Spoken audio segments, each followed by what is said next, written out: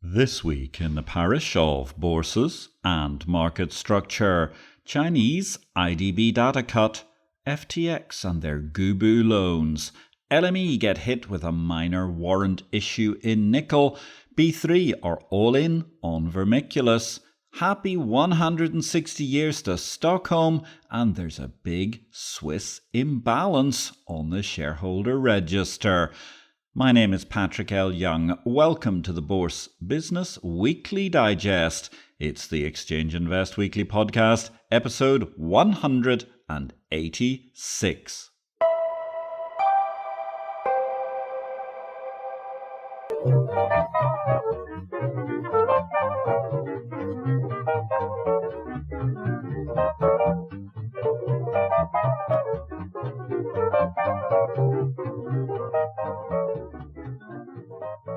Good day, ladies and gentlemen. This is a very brief reduction of highlights amongst the key headlines from the week in market structure.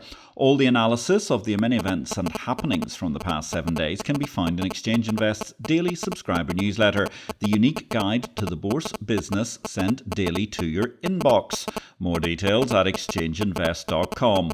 This week, there's a curious data cut-off in China as IDBs appear forced to stop their feeds. Meanwhile, Skrill has pulled the Binance on-off ramp in British pounds from May the 22nd as NatWest looks to restrict all crypto movements.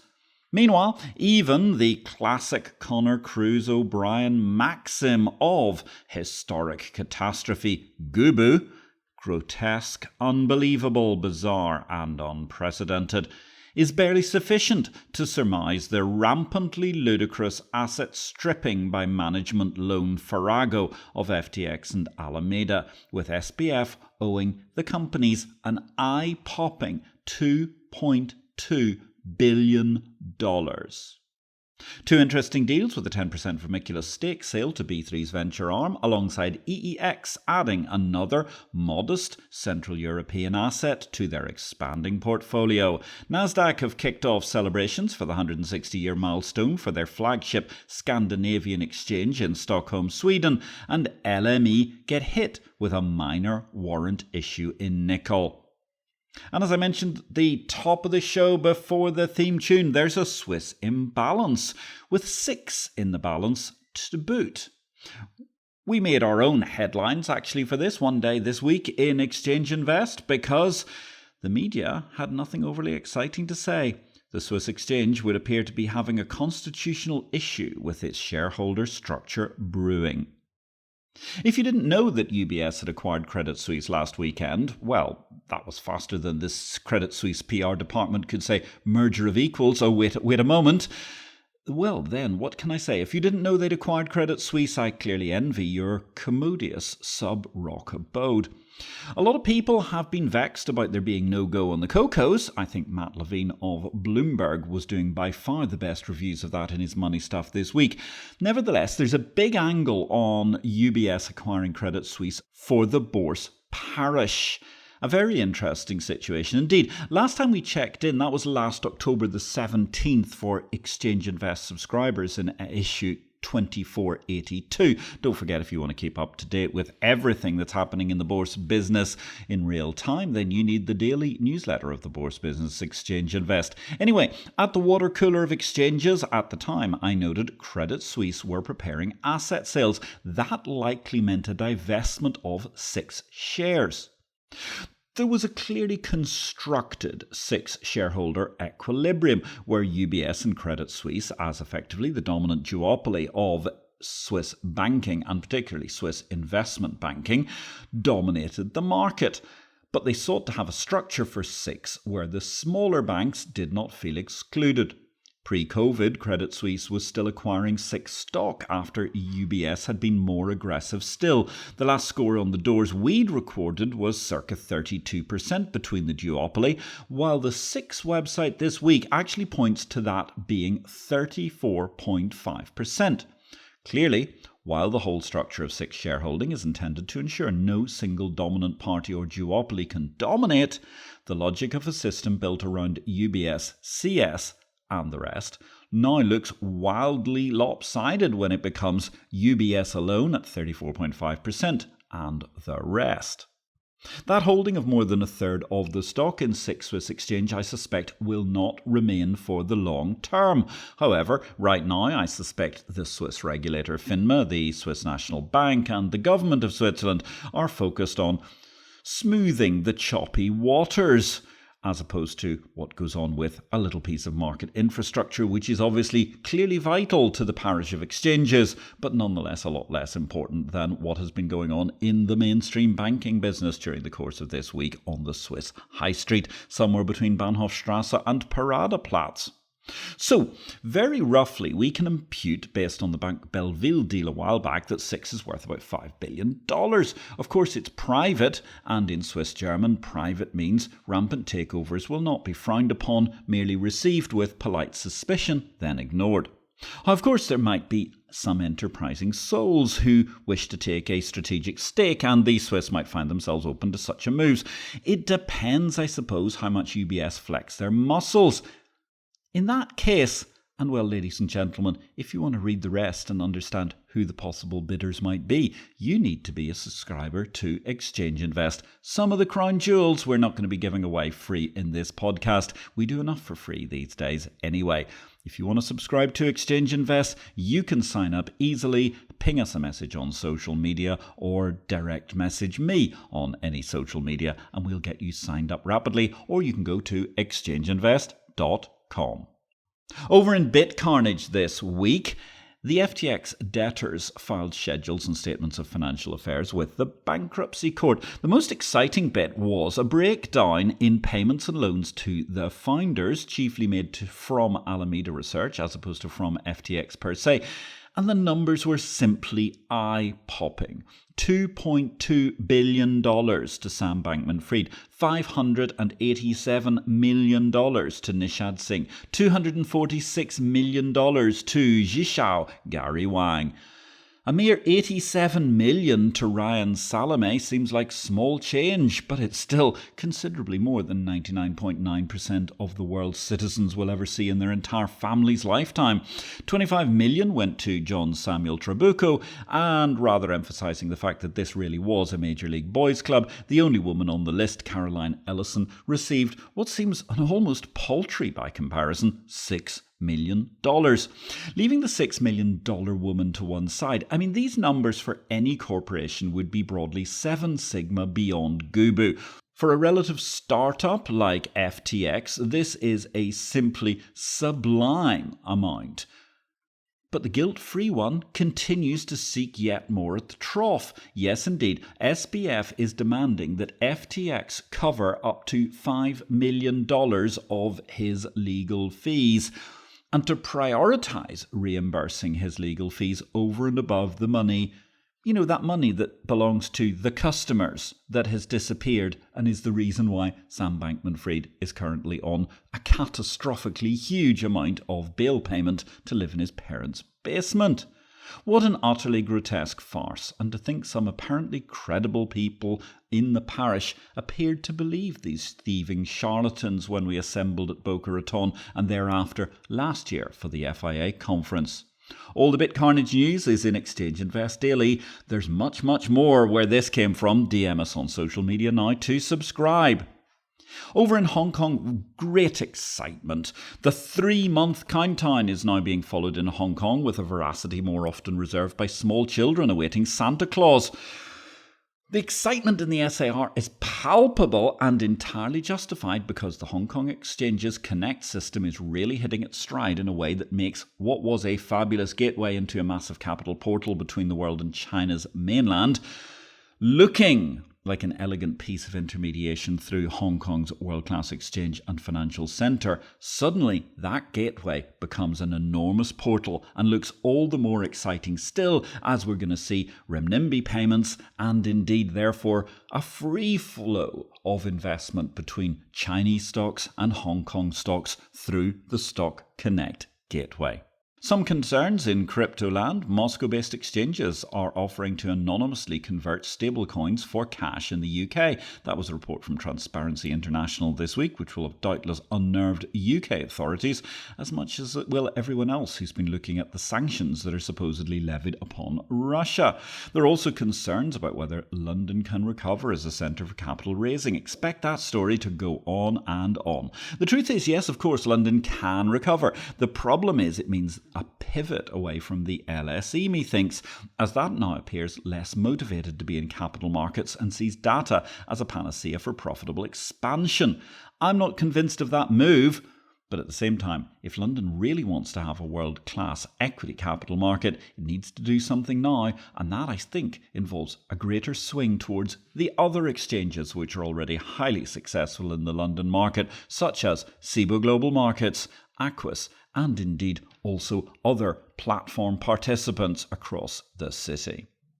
Charles Schwab was doing a lot this week to bill itself as a safe port in a storm, trying to take in as many new assets as possible, receiving billions during the course of the past week after the Silicon Valley Bank, Signature Bank, Sesame Street, S-Bank week of collapses.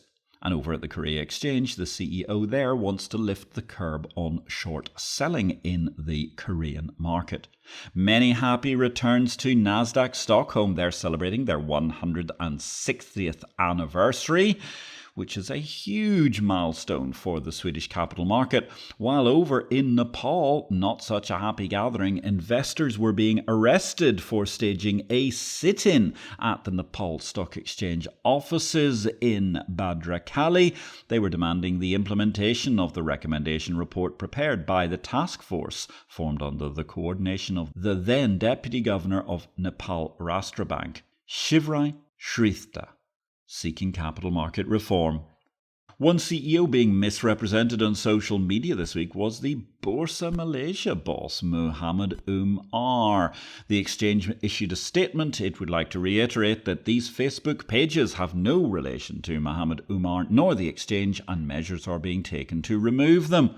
Well, hopefully Bursa Malaysia will have a better time getting the execrably useless Facebook numpties of Meta to remove this material than has been the case where somebody actually copied the Patrick L. Young Facebook page in its entirety almost a year ago, and the Zucker barbarians have done absolutely nothing about it after umpteen calls, cries and complaints.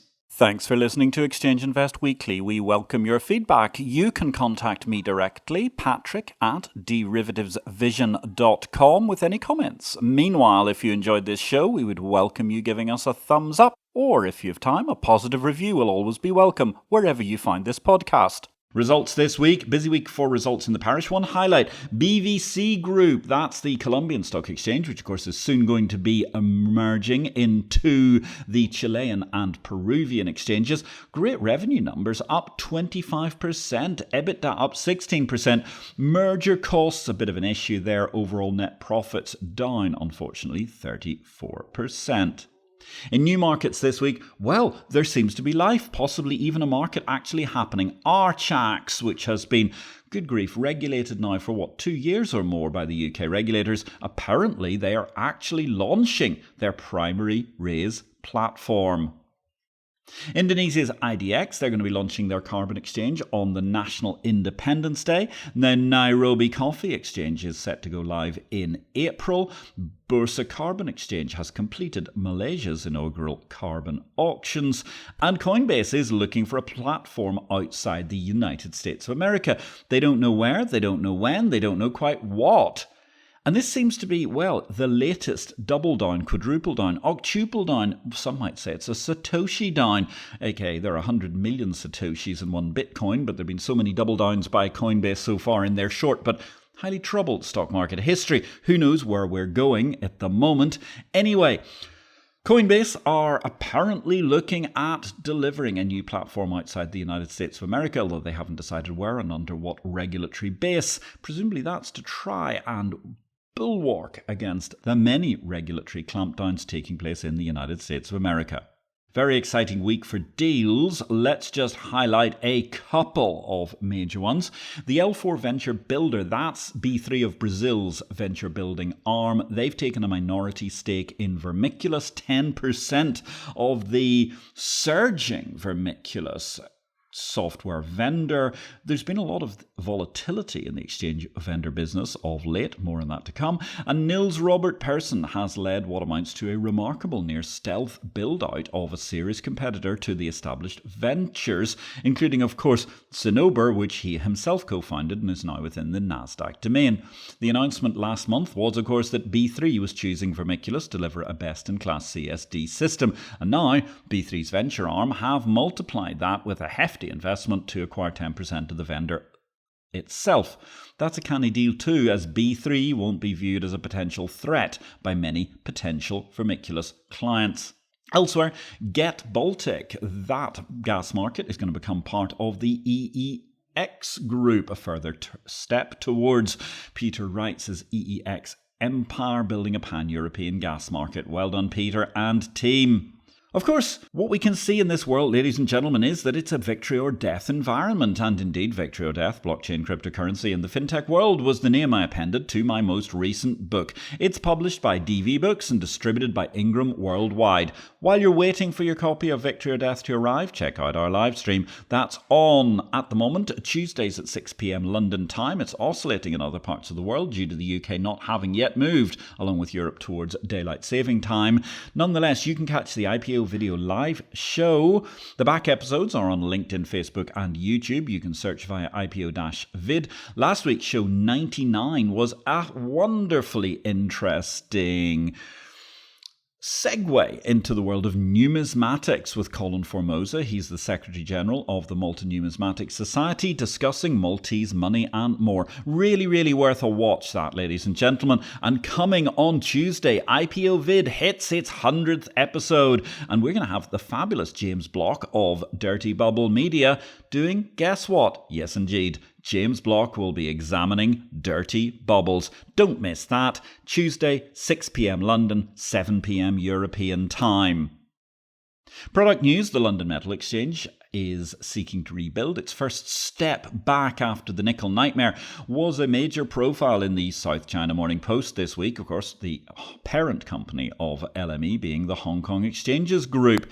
It's interesting to note what has been going on there. There's also this unfortunate kerfuffle, 0.14% I think it was, of the total amount of nickel stock. Turns out for the last 3 years to have been nothing other than rocks that had been attributed to JP Morgan, somewhere along the trading pattern of life, but nonetheless JP Morgan were themselves entirely not guilty. They were in a Rotterdam warehouse, and obviously a lot of people are very concerned about how that places LME at a time when major league players in the industry, such as Trafigura, all the way through to BHP, are requesting that the LME looks at reviewing the overall status of the contract specifications for the nickel product.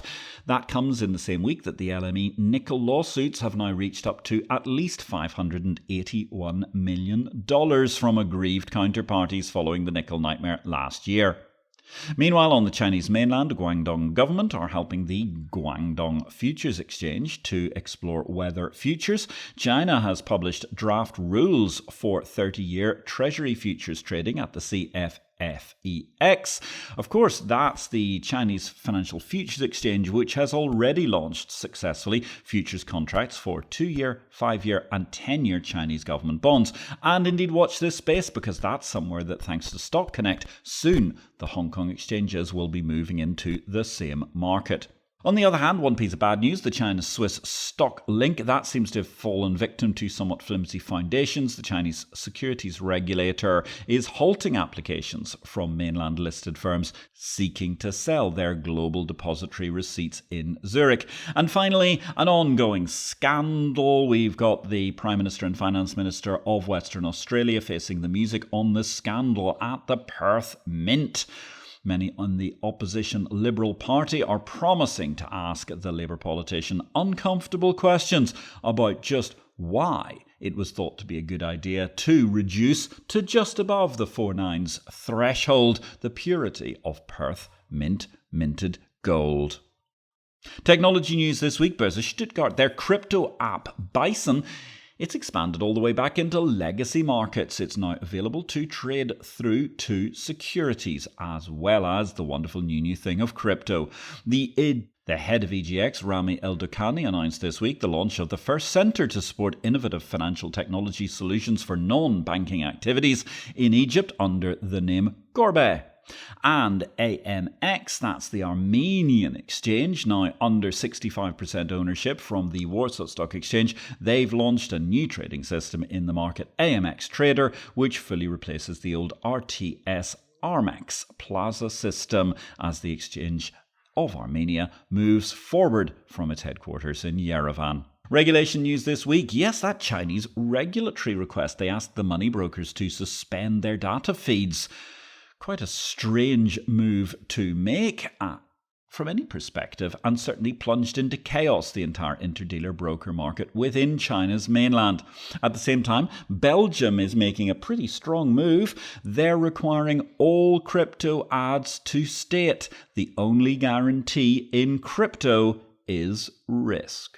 Career paths this week. We got the Deutsche Börse annual report published for 2022. Most exciting piece of information there was the fact that Deutsche Börse's CEO, Theodor Weimer, received $12.2 million in total remuneration. That was more than doubling his 2021 package as he received a first tranche of performance-related shares.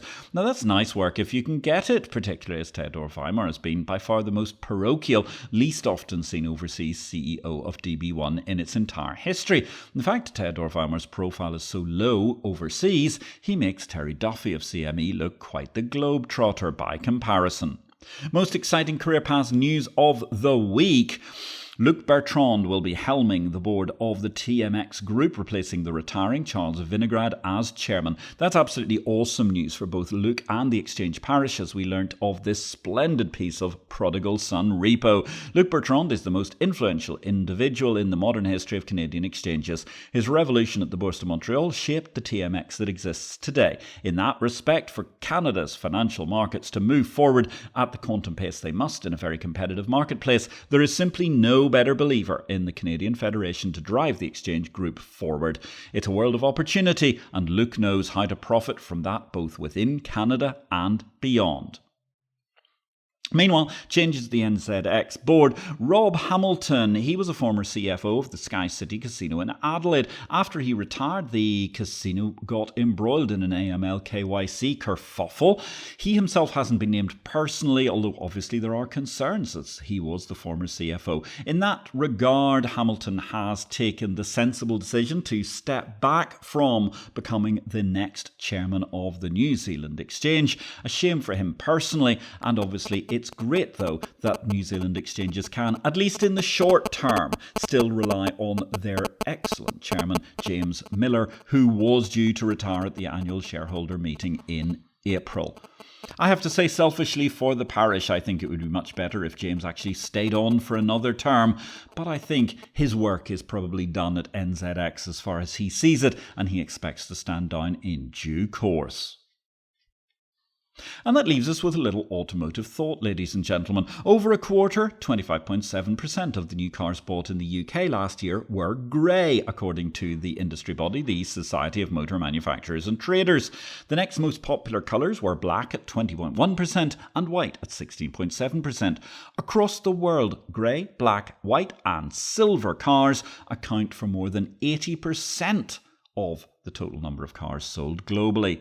Part of the issue is apparently residuals, a healthy dose of, say, yellow, for example, the racing colour of Belgium, seeing as you wondered.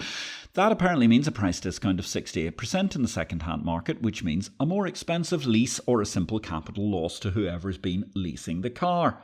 Indeed, having just spent a week in that buzzing entrepot of American positivity, Florida, I'm minded to think their data may be a bit different, as they seem to have a lot of sunny and wonderfully colourful cars. Or perhaps that's because I only noticed the modern retro Mustangs, Camaros, Challengers nestling amongst the Rice Crushers and SUVs. Anyway, actually at the headline level across the whole federal US, the data is remarkably similar to the world. White 25.8%, black 22.3%, grey 18.4%, silver 12.1%, blue 9.5%, red 8.6%, brown 0.9%. green 0.8. And on that mysterious and magnificent note, ladies and gentlemen, I wish you all a great week in blockchain, life and markets. My name is Patrick L. Young, creator of marketplaces the world over and publisher of Exchange Invest, the water cooler of the bourse business.